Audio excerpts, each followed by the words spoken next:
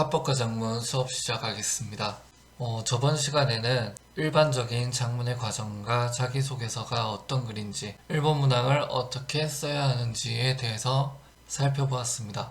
이번 시간에는 2번 문항과 3번 문항에 대해서 알아보겠습니다. 먼저 2번 문항입니다.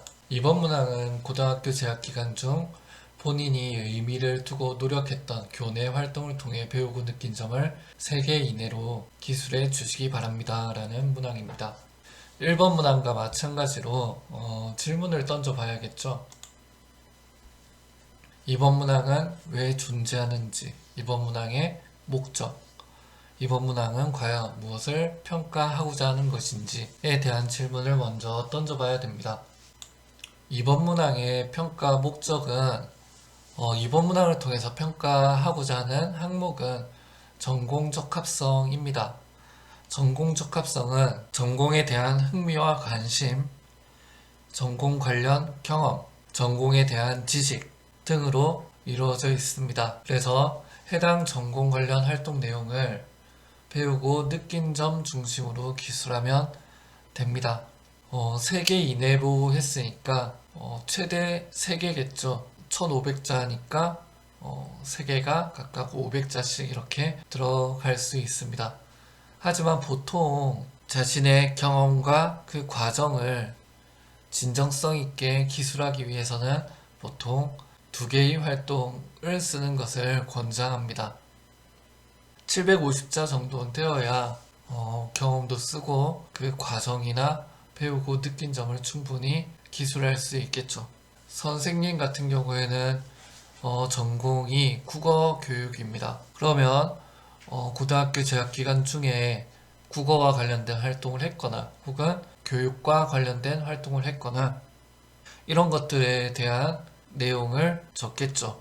근데 때에 따라서는 고등학교 교육과정 내에서 경험하기 힘든 그런 전공도 상당히 많습니다. 예를 들어서 기계공학이라고 합시다. 실제로 기계공학과에 진학한 친구가 있는데요. 이 친구의 경우에는 기계공학과와 관련된 활동을 찾다 보니까 고등학교 3년 동안 과학 발명 대회 하나밖에 없었습니다. 동아리가 방송반이었고 기계공학과를 희망하는 친구들이 많이 없다 보니까 따로 자율 동아리를 만들 수도 없는 사정이었죠.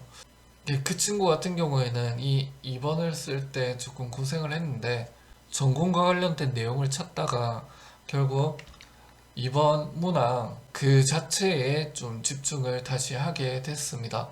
본인이 의미를 두고 노력했던 교내 활동, 과학 발명 대회에 대한 내용을 먼저 적고 두 번째로는 방송반 활동에 대한 내용을 적었습니다.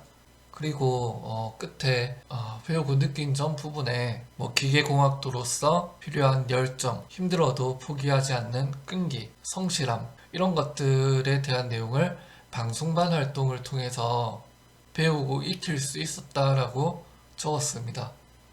결국 이 학생은 대학 원하는 과에 진학을 했고요. 이게 무슨 말이냐면 전공 관련 활동 내용이지만 꼭 범위를 한정적으로만 두지 말라는 것입니다. 고등학교 재학 기간 중에 자신이 의미를 두고 노력했던 교내 활동이라면 충분히 어떤 특이한 전공이라도 연관 지을 수 있습니다. 1번 문항이나 3번 문항 같은 경우에는 학생들의 글을 많이 접하기도 하고 첨삭도 많이 해서 선생님이 자료를 많이 가지고 있는데 2번 문항 같은 경우에는 소재 선택이 중요하다 보니까 특별하게 선생님이 가지고 있는 자료가 많이 없어요. 급하게 찾아본 자료인데 한번 같이 봅시다. 읽어봅시다.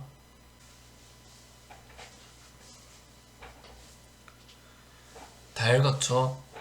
짧게 넘어간다고 안 읽고 같이 이렇게 넘어가지 말고 꼭 일시정지 해가지고 처음부터 끝까지 한번 다 읽어보고 그러고 수업 이어갈 수 있도록 합시다. 이 학생 경우에는 2가지 활동을 적었습니다. 하나는 도담교실이라는 자율 동아리 활동, 그리고 또 하나는 과학 동아리 활동으로 우주풍선 프로젝트에 도전한 이야기를 적었습니다. 자율 동아리 활동 같은 경우에는 현재 교육의 문제점 그리고 개선 방안에 대해 토의하고 정리한 내용을 기술했고요. 과학 동아리 활동 경우에는 우주풍선 프로젝트에 도전했는데 실패하고 그 실패를 통해서 얻은 깨달음들을 중심으로 기술했습니다. 읽어보면 뭐 별거 없죠. 이 학생 같은 경우에는 워낙 성적이 좋았던 학생이라서 지원한 6개의 대학에 다 붙었어요. 이 자기소개서 가지고. 여러분들도 아마 충분히 할 수 있을 겁니다. 다시 돌아가겠습니다. 다음으로 3번 문항입니다. 3번 문항 읽어보겠습니다. 학교생활 중 배려, 나눔, 협력, 갈등관리 등을 실천한 사례를 들고 그 과정을 통해 배우고 느낀 점을 기술해 주시기 바랍니다. 2번은 1500자였는데 3번은 다시 1000자죠. 똑같은 질문을 던져봐야 됩니다. 3번 문항은 왜 존재하는지, 무엇을 평가하고자 하는 것인지. 3번 문항을 통해서 평가하고자 하는 것은 공동체 역량입니다. 나눔과 배려에서는 공동체 역량 가운데 학생의 인성을 평가하겠죠. 협력과 갈등 관리에서는 학생의 리더십을 평가할 것입니다. 학생의 인성은 공동체에 얼만큼 잘 적응할 수 있는가와 관련된 문제고, 학생의 리더십은 공동체에 적응한 학생이 이 공동체를 얼만큼 발전시킬 수 있는가에 관련한 것입니다. 1, 2번과는 달리 경험이 부족해서 적지 못하는 경우는 아마 없을 것 같아요. 그럼에도 불구하고 3번을 잘 적기는 상당히 힘들죠.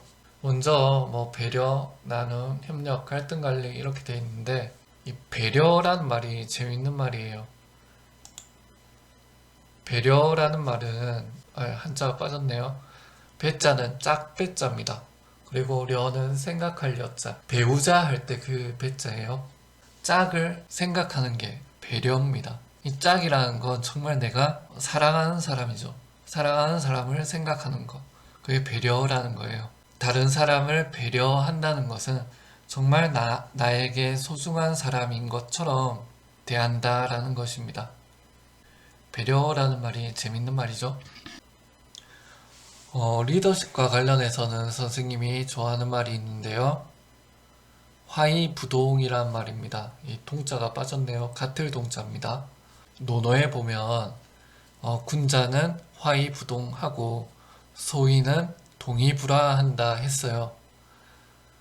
군자는 화합하되 같음을 쫓지 않는다라는 말이 화이부동입니다. 함께 하되, 협력하되, 다름을 인정한다라는 거죠. 함께 협력하고 화합하기 위해서는 다른 사람을 먼저 인정해 줘야 됩니다.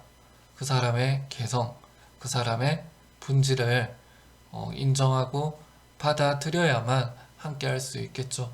화이부동이란 리더십을 드러내는데 아주 효과적인 말인 것 같습니다. 리더십이라는 게 나의 영향력을 발휘해서 타인을 변화시킨다라는 거거든요.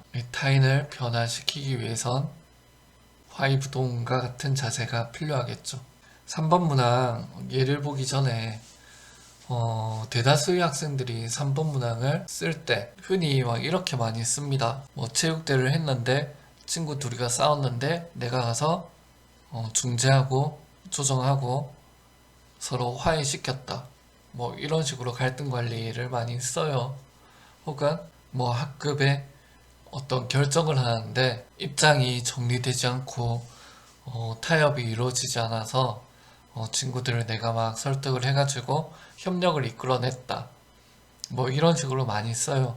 근데 그렇게 쓰면 문제가 뭐냐면 친구들은 잘못한 거예요. 그리고 내가 잘한 거죠.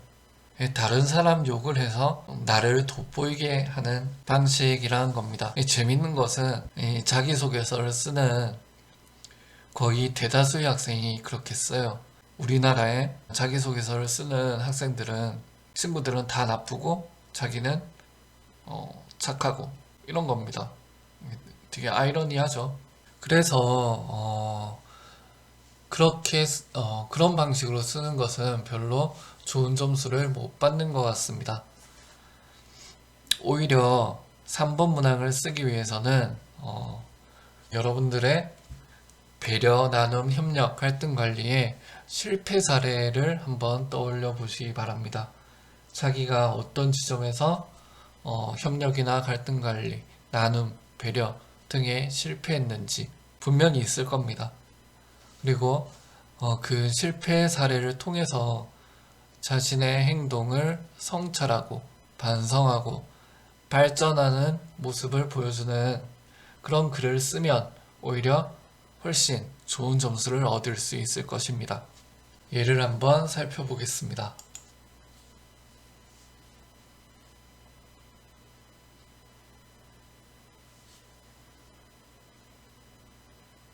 읽어봐요.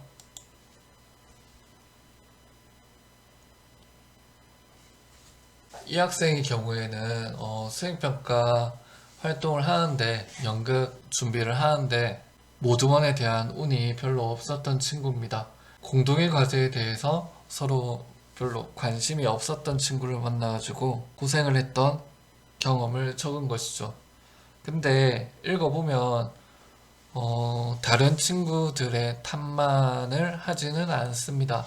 제대로 마음을 열지 못하고 소통하지 못한 자신을 성찰하고 반성하는 모습을 보여주죠.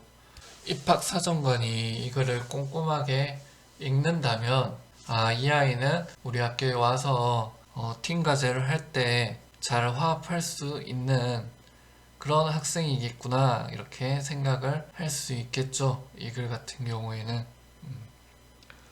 그래서 여러분들도 이런 방향으로 3번에 대해서 접근을 했으면 좋겠습니다.